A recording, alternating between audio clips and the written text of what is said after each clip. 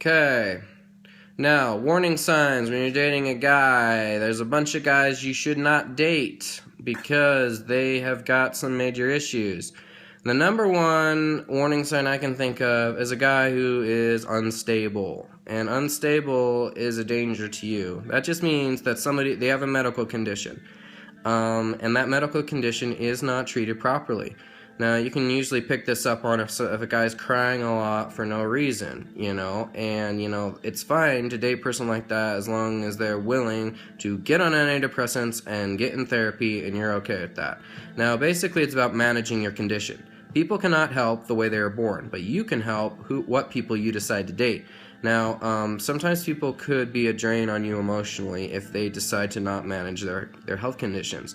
There's a time when I was sad, you know what I mean? And medicine can help with that at certain times. Of course, try nutrition, try other things first, but if those things are not working, turn to pharmaceutical medication and help the people who are struggling in that area if you feel like you love them and that love outweighs the emotional taxation on your soul of hanging out with them. Now, what you can't handle and what I would just highly recommend you completely avoid is people who in that category are just not stable, and that could flow into other categories, but let's just talk about mental stability. Crying, overly active to having so much happy energy that they're just running around, their life has no consistency. And another thing would be huge anxiety conditions that they can't manage. You can usually pick up on anxiety by the fact that they can't leave their house, they can't do basic things. Basically, if it impairs somebody to the point where they cannot do basic things and it's affecting you. Now, it's a difference between somebody like, hey, I gotta stay home because I have anxiety, and you're okay with that, and you're okay with them sitting home playing video games or working on their computer online and doing an online job, or somebody who, and if that is something that you're more comfortable with, maybe it gives you the security of knowing they're not going to cheat on you because they're at home and they can't leave their house. You know what I mean? Mentally. Now, if they're unstable, it's affecting you, and if you're a social person like me, you want to get out, you want to see the world, you want to do things outside, and you can't wait 3 hours for somebody to get out the door. That was like my last relationship. I swear to God, I have dated all of these types of guys. Because I've dated a fair amount in the last 2 years that I've been dating guys. Now, the other thing is an alcoholic. You can pick up on that by people who pass out from alcohol. They cannot manage their alcohol. It's like they pass out, they crash their car, they're just basically irresponsible with substance use, and that could be anything. I would say hard drugs is a category that avoid those people completely. If they're highly functioning and you need the money, and highly functioning meaning they can manage their substance use, but anyone who cannot manage their substance use, I would not date them. Personally, I don't date people that use hard drugs at all because I feel like that is not only extremely expensive, but it's also could, affect you negatively in regards to if they can't get their drugs, whatever. They might be stealing from you, needing money, whatever the case may be. I once was dating a guy who used to do hard drugs. They're like, I don't do it anymore, but they still had tendencies of smoking a ton of cigarettes and then wanting me to smoke. And I don't smoke cigarettes, but cigars and and a lot of marijuana use, to the point where it was almost like they were taking marijuana because they didn't want to take cocaine, kind of thing, but to the point where the marijuana was also impacting them that they couldn't get a job. It was like they had a 4-year degree, but they couldn't get a job, and they were always hitting the vodka. I was just kind of like, we didn't go anywhere in 7 months, or 6 months or whatever.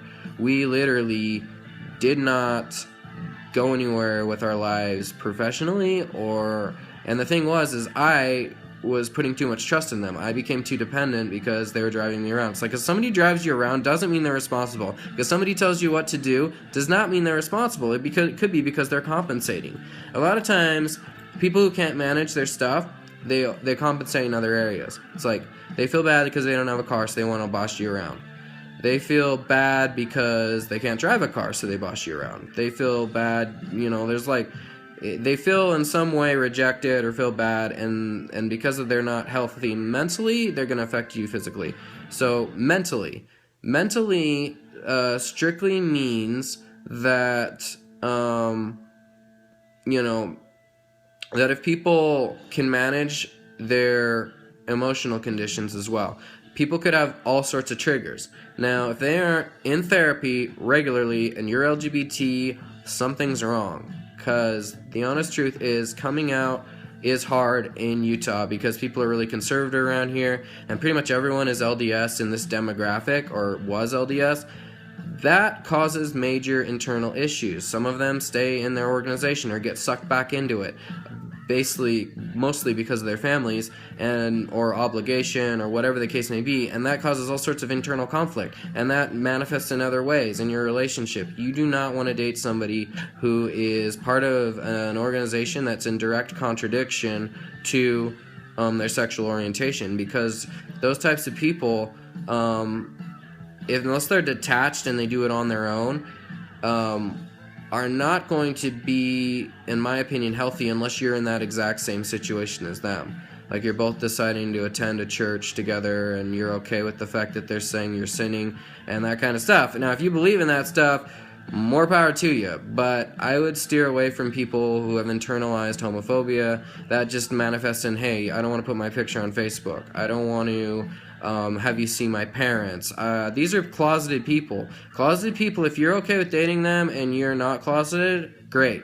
For most people, I would recommend them, if they're out, dating out people. If they're closeted, dating closeted people. It causes a lot less issues. The other thing is PDA. Now, a person has to be comfortable with PDA. That's another warning sign. Internalized homophobic people or scared people are not going to be okay with comfortable with PDA in public. Now, the thing is like, you're in public. If you're in California, if you're in Utah, your rights are protected. If you're in most states in the U.S. right now, your rights are protected if you're gay. Now, if you're worried about gay bashing, stuff like that, get a weapon. Get some martial arts training. Be able to handle yourself so you no longer fear, because defeating fear inside is the number one step. If you have a fear, face that fear. If you have a fear of anything, face that fear. Do it in the smartest way possible, the safest way possible, but face that fear, because there is no reason why you should fear anyone on this planet. There is no reason why you should fear things in yourself. Just defeat them. Why? Face it. Like, say you have an alcohol problem. I do not, but say you have an alcohol problem, learn to manage that problem. Go to AA. Go to do whatever it is that people, that have a particular problem, go. Resolve it. Commit to yourself, and stick with that. And it might be a hard road for you, and you might have to, walk up that road. But the next thing that I would avoid is people who... Those are the three main big ones that I can think of off the top of my head, but there are more. But this video, I'll just stick with those three. If I make a secondary video, I'll focus in more detail-oriented on those particular issues. And of course, you're going to have your own list of things that are your deal breakers. Now, focus in on those. If the person has a deal breaker on your list, probably don't be with that person, because it will probably be in your best interest. Okay, peace.